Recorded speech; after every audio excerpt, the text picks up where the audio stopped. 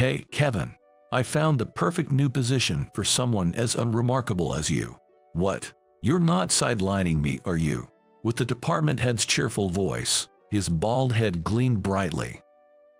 I sighed deeply inside, realizing that this day had finally come. I've endured the department head's bullying for several years now. The day I can finally part ways with this guy has come. At this point, I don't care if it's a demotion. I just want to start fresh in a new place. That's how bad the department head's torment has been. Thinking I'll finally be free from this department head, I can't help but smile. What's with that smirk? It's creepy.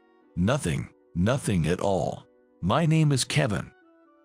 I'm a 30-year-old office worker. After enduring constant harassment from my department head, I've been transferred to a remote location. But honestly, this demotion feels like pure luck for me. With that, I headed to the countryside with a spring in my step. Having worked so hard that I didn't even have time to get a girlfriend, I was pumped to find a life partner in this new place. However, despite my enthusiasm, I was getting frustrated with the reality that things weren't going smoothly with the ladies. It's a bummer. I came to this matchmaking event and no one's approaching me. The company I work for is a major one, so my salary isn't bad. Actually, it's even above average. And at 30, I'm still relatively young. Yet, every time the women at the venue catch a glimpse of me, they make a grim face and leave without saying a word. What am I doing wrong? I muttered, holding my head in my hands as I sat alone on a chair. I left my old department head behind and thought I'd find a life partner in this new place. You sure do talk loudly to yourself. If you keep grinning creepily like that, of course no one's going to approach you. There was a woman addressing me. I turned around in surprise, and there she was, a tall, fair-skinned beauty. She had a stunning figure, reminiscent of a model. Is my smile really that off-putting? She stared intently at my face. It feels like your ulterior motives are too obvious. That makes sense. I was so busy at my previous job that dating was just a distant dream. I must have unintentionally shown that on my face. Oh wow, you were in such a tough workplace. My department head was a really bad-tempered guy. And then, I ended up passionately sharing all my grievances about that department head with the beauty. I told her about how I was the only one forced to work overtime without pay, how he purposely shredded documents I submitted, making me redo them multiple times, and how he subtly forced me to work on holidays. I spilled everything. What? Didn't you report it to HR or something? Well, the department head. He's related to one of the top executives of our group company. So, complaining to HR wouldn't have done much, but I was recently transferred, which I thought was a good thing. Wait, were you demoted or something? Yes, that's right. That's why I came here. But thanks to that, I've been able to start fresh and now I enjoy every day. Though my salary did decrease. Wow, you're quite an optimistic person, aren't you? I couldn't tell if she was amazed or impressed. The beauty stared at me as if she was seeing something truly fascinating. And then, a smile spread across her beautiful face. You're interesting. How about we give dating a shot? Really, you're okay with someone like me? Any guy would be thrilled to date such a beauty. But I was worried if I could match up to her, given how stunning she was. You're really fun to talk to. If I'm going to date someone, I'd rather they be fun than just good-looking. Oh, thank you. I wasn't sure if it was a compliment, but I felt bashful nonetheless. If it's okay with you, would you like to meet up on our next day off? That sounds great. I'm also starting at a new workplace from tomorrow, so it might be a nice break. I'm looking forward to it, Kevin. She warmly addressed me by my first name. By the way, may I know your name? My name is Amy. Nice to meet you. Her sultry self-introduction almost made my head spin. The day after that eventful day off, I was hit by a surprising event. During the company's morning assembly, there was an announcement from the HR department.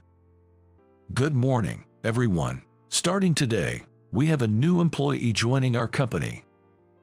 I'm grateful to be here from today. I've been transferred from a group company. My name is Amy. Wait, what? Why is she here? The new female department head, who had been bowing her head, lifted her face and looked over the employees.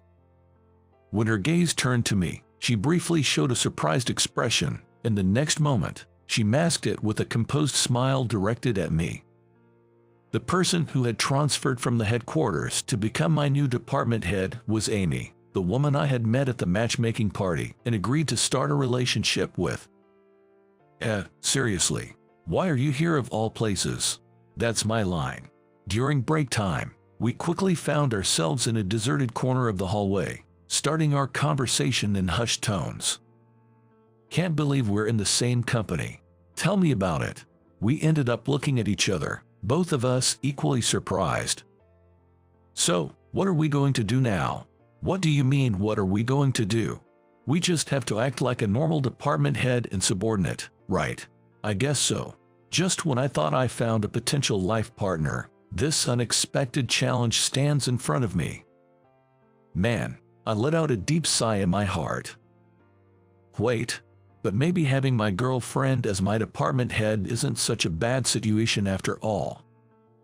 Rethinking it, I found myself smiling at the thought that it might actually be a good twist.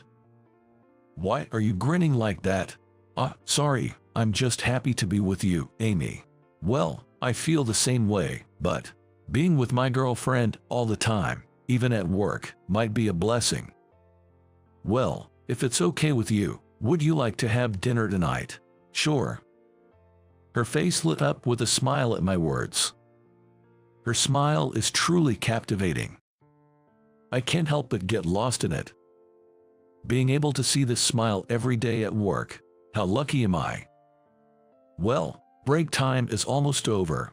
See you in the office. I'm looking forward to dinner. We left the spot after the conversation. The moment I parted ways with that annoying department head, a wonderful encounter awaited me in this new place. And to think that woman and I even work in the same place. Is it really okay for me to be this happy?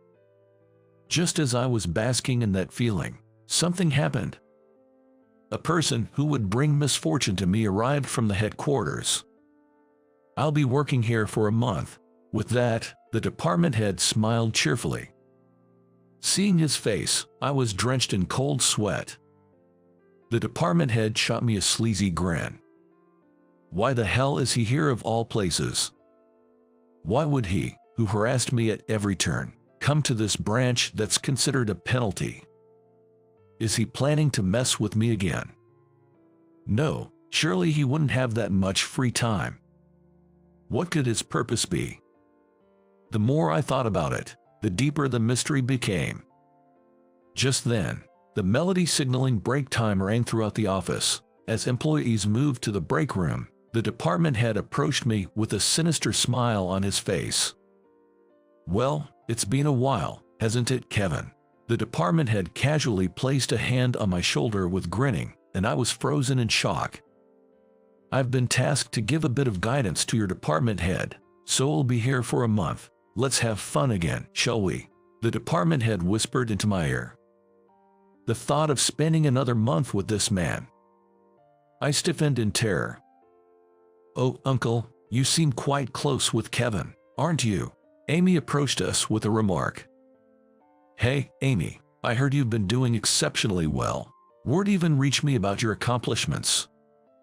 What, sir, he's my father's younger brother. Amy's eyes narrowed sharply. The department head cast a lecherous gaze upon her stunning figure. So, I heard you finally got yourself a man, huh? Your brother seemed quite concerned about him. Think of me as someone sent to keep an eye on things. What the heck? I silently listened to their exchange, not fully grasping the situation. I hate to break it to you, but that man is right in front of you. What? Wait, are you joking? It's no joke. I'm dating Kevin. We've only been out for dinner so far, but I see our relationship leading to marriage in the future. Do you have a problem with that?" Facing the department head, Amy wore a cool, confident smile. "Hold on a minute. You're the president's daughter, the sole daughter of one of the CEOs in our group of companies. You, with an employee who was demoted like this, that's inconceivable." The department head trembled with rage as he directed his anger at her. "Well, I was demoted and sent here to, you know." Her smile deepened, and with a playful tone, she spoke to the department head. And then, surprisingly, Amy boldly wrapped her arms around mine. "Wait, Amy. This is really not a good look. Oh, come on. We're dating after all." She held onto my arm tightly and showed no intention of letting go. Seeing this, the department head turned deathly pale. Thankfully, no one was around since it was lunch break, but I had no idea when someone might return. I prayed for this situation to end quickly.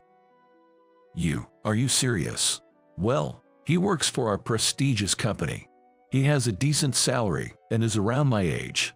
I think he's perfectly suitable as a marriage partner." "What?" The department head clenched his fist, his face showing a frustrated desire to say something. "Besides, I'm an adult now. I can choose whom I want to marry," she declared, pulling my arm closer to her, addressing the department head with a clear voice.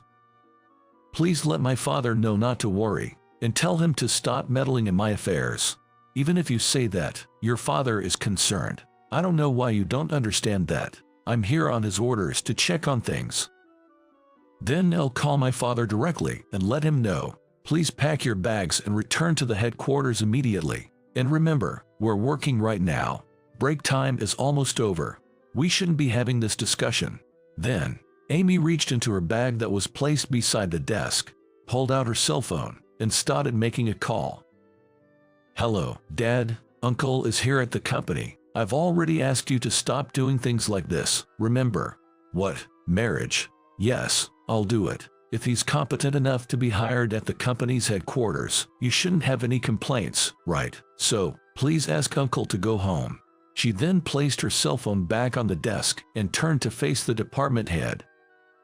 "So, as I said, I'm fine. Please go home, and don't come back again, Uncle." She flashed a radiant smile, leaving the department head standing there, mouth agape, at a loss for words. Well, Amy, all I just be awed by her strength. After that, we spent the remaining break time on the rooftop.